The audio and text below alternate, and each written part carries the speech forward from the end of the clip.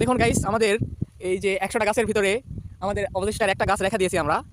সেটা হলো, এটা হচ্ছে চিহ্ন। আমাদের মালিক যে পাতারে আসলে হয়তো চিনতে পারবে না, এই জন্য একটা গাছ রেখা দিয়েছি।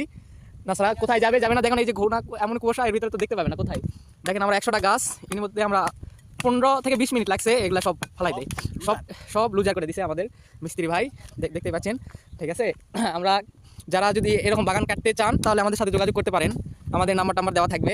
ঠিক আছে, আমরা আমাদের যেগুলো কারিগর আছে সবগুলা ভালো।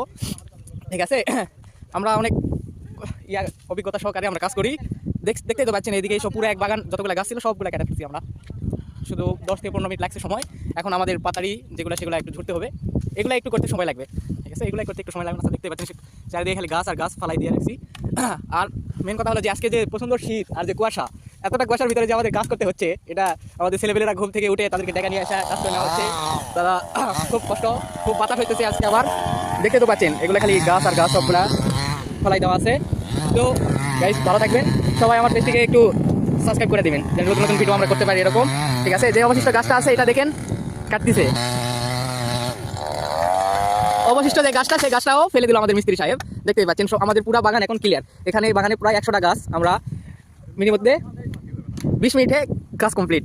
গাইস, ভালো থাকবেন।